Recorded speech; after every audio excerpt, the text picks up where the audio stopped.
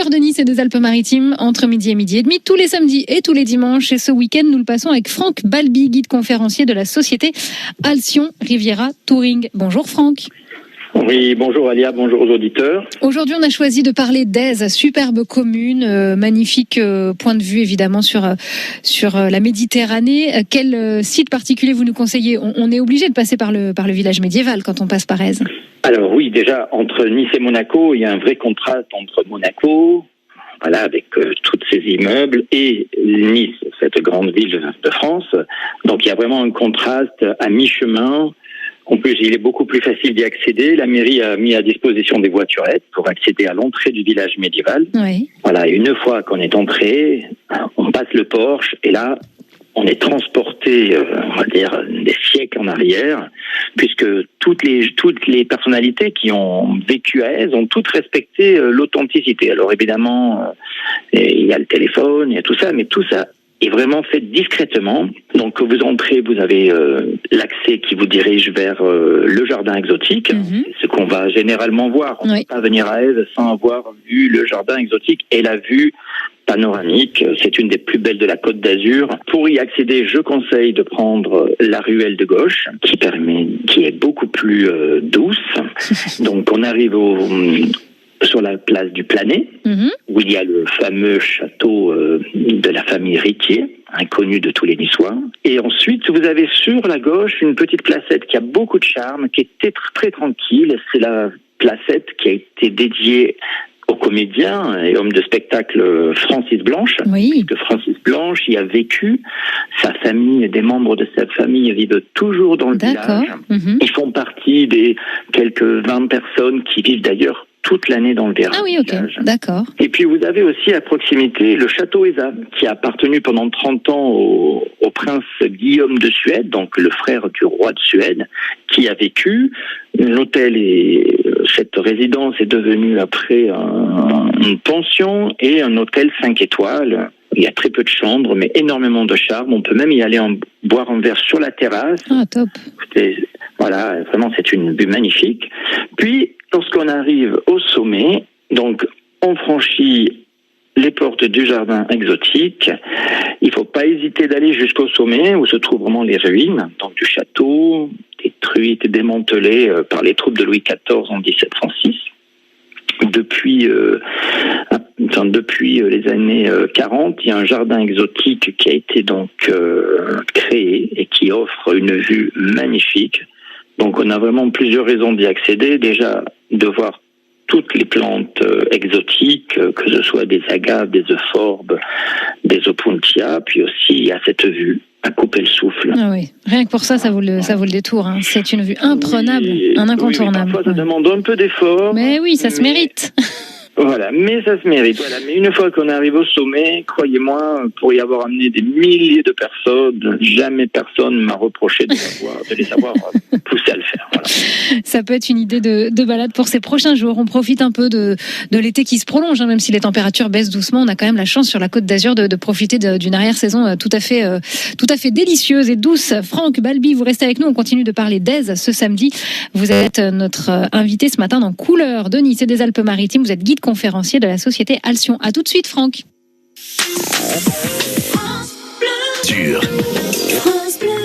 Franck Balbi, guide conférencier de la société Alcyon Riviera Touring, est notre invité dans Couleurs de Nice et des Alpes-Maritimes, évidemment, puisqu'on est du côté de l'Est. Franck Balbi avec vous aujourd'hui, Est de notre département.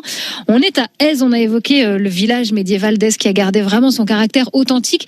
Et ça fait partie des sites qu'il faut visiter maintenant que les touristes sont partis, qu'on retrouve un peu la tranquillité de notre département, Franck. Oui, tout à fait. Profitons encore. D'ailleurs, le tourisme de masse dénature un peu tous ces petits villages, puisque quand il y a trop de monde, on voit plus rien.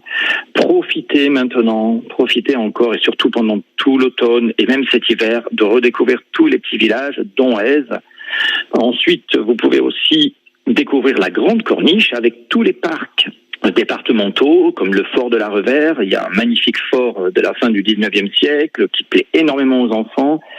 Il y a de belles promenades en plein soleil. On voit la neige derrière les sommets du Mercantour. On voit même une petite pointe de la Ligurie et jusqu'à Saint-Tropez. Vraiment avec le massif de l'Esterel. Vraiment, j'encourage les gens qui vivent en ville aussi de venir à quelques kilomètres de Nice s'oxygéner. Avec les enfants, il y a vraiment pas de danger, tout est balisé. D'ailleurs, on voit de nombreuses familles, de plus en plus, depuis les derniers confinements. On voit que beaucoup de locaux ont redécouvert les alentours de Nice. Donc voilà, d'ailleurs, je ne sais pas si vous-même vous y êtes déjà allé, Alia. À Aise, mais évidemment, Franck. Mais vous me redonnez effectivement envie d'y aller. C'est vrai maintenant que l'été est passé, que les grosses températures, les grosses chaleurs sont passées aussi. Voilà, on a davantage envie de sortir et d'aller se promener puisque les touristes, sont rentrés chez eux. Donc il y a moins de monde. C'est fréquenté normalement et c'est beaucoup plus agréable. C'est vrai. Vous nous conseillez, bien évidemment, de passer par de profiter aussi du chemin qui nous mène à Aise, de pas attendre d'être à Aise pour profiter de la vue. C'est ça aussi qu'il faut retenir. Oui, alors c'est vrai que c'est assez spectaculaire de commencer à Aise-bord de mer, d'emprunter le chemin de Nietzsche, donc le fameux philosophe qui séjournait à Nice et venait donc jusqu'à Aise. Il a vanté la lumière, la clarté, puisqu'il venait l'hiver.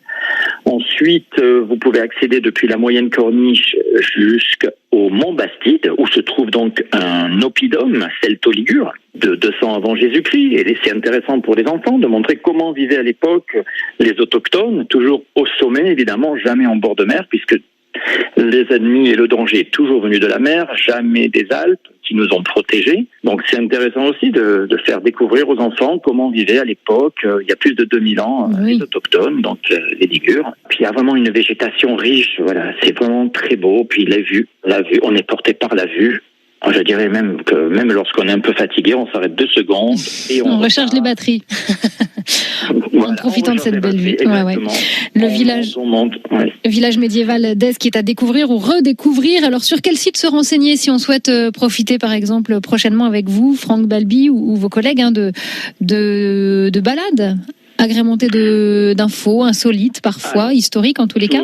Tout à fait. Alors, il faut savoir quand même qu'il y a beaucoup de réglementations en France et que donc les guides conférenciers sont autorisés à guider dans les villages, mais pas dans les montagnes. Il faut faire appel à des guides de montagne. Tout est bien réglementé, mais bon, nous avons des guides de montagne qui permettent donc de découvrir, mais aussi le Mercantour et toutes les montagnes des alentours. Donc voilà, vous pouvez très bien aller sur notre site internet, d'Alcyon Riviera Touring. Nous sommes sur les réseaux sociaux et d'ailleurs, et même nos autres collègues qui ont aussi d'autres associations. Vous avez vraiment le choix dans la région d'avoir des guides professionnels, puisque guider est un métier. Absolument, ça ne s'improvise pas en tous les cas. Et vous avez la parole, tous ces guides du département sur France Bleu Azur dans ce rendez-vous couleur de Nice et des Alpes-Maritimes le samedi et le dimanche. Vous serez avec nous demain. Nous allons parler de Monaco, Franck. À demain. Oui, merci. À demain. Au revoir.